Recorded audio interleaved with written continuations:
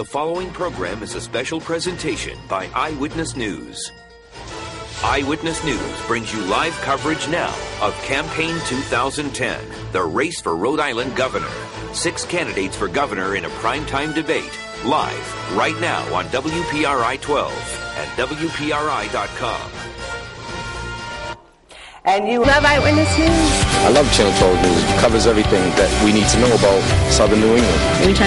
Rhode Island. Each of these men joining us tonight for the first live televised debate of Campaign 2010 is hoping to be your next governor. Tonight, they will tackle some of the major issues that affect you and your family.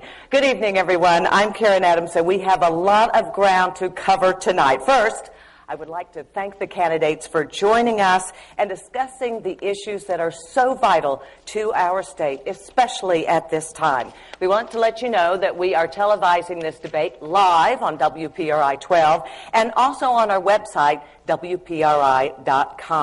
Online, we will bring you extended coverage after our 1-hour televised debate. After that ends, we will continue online at WPRI.com, including we'll have questions from some of our viewers. So be sure to log on for that from 8 to 8:30. Right now, though, let's get right down to business with 1-minute opening remarks from our candidates. The order was determined by a drawing, and we will hear first from Republican candidate John Robitaille. He's a former communications advisor for the governor and an Army captain. He is also a first-time candidate.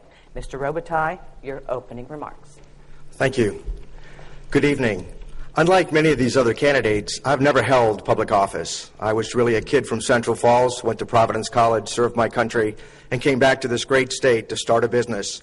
I've created jobs, and as governor, jobs will be my highest priority.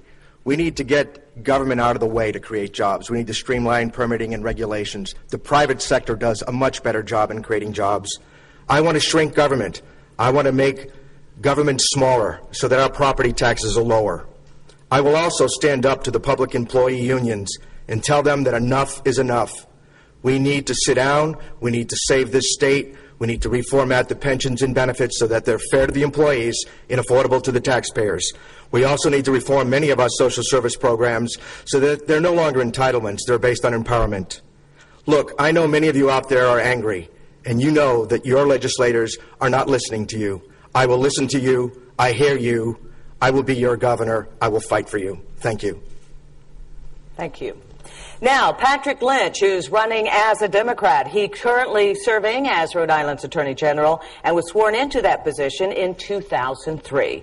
Mr. Lynch. Good evening, and thank you to Channel 12, obviously to URI and those that are assembled, but particularly those that are tuning in as well. I am running for governor because I believe that our government has to fundamentally change the way it's doing business. I was brought up at the knee of my father, who was a mayor who passed away 2 years ago, believing public service is a good thing. You have to stand up for people and use your voice.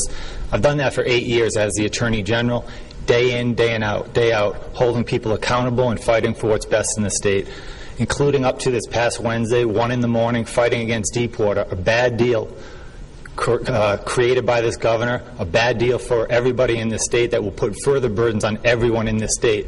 Even worse, it was a latest illustration to me of how fundamentally broken the system of government is in our state and how desperately it needs to change. It's the reason we need to move towards a unicameral legislature, move and have a line item veto available, move towards biannual budgeting, move and have a constitutional convention, change the way our government works or fails to work for you. Thank you. Victor Moppet is running as a Republican. He works as a tax accountant and investment professional. He's also a former state representative. Mr. Moppet, your remarks. Thank you, Karen.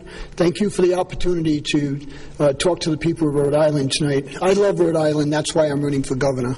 I'm just a common sense guy with common sense solutions. However, I am the only candidate that has come out with detailed plans to save our state. With my 38 years experience in the financial industry, along with 6 years on the House Finance Committee where I worked on 6 budgets, along with my proven track record to work both with the Democrats and the Republicans in the General Assembly, I even got a labor endorsement, which for a Republican is very rare. I believe that with my experience and background, I would make the best governor for the state of Rhode Island. And when you elect me as governor in November, together we can fix Rhode Island now and make it a place we're all proud to call home. Thank you. Thank you.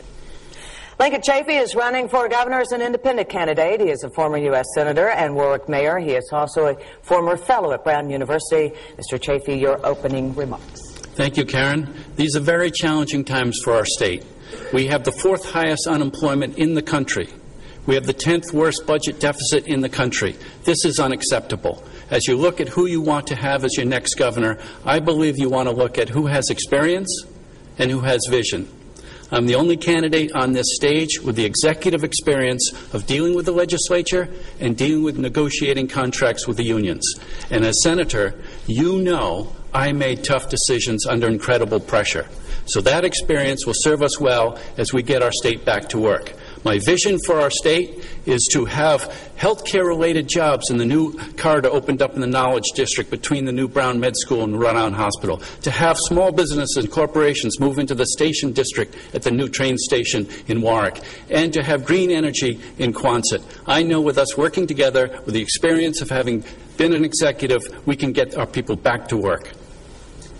Thank you. Now we'll hear from Frank Caprio. He is a Democrat currently serving as the General Treasurer for the state of Rhode Island. He was sworn in as Treasurer in 2007. Mr. Caprio. Good evening. I'm Frank Caprio, and I want to be your governor. Rhode Island has 35,000 small businesses.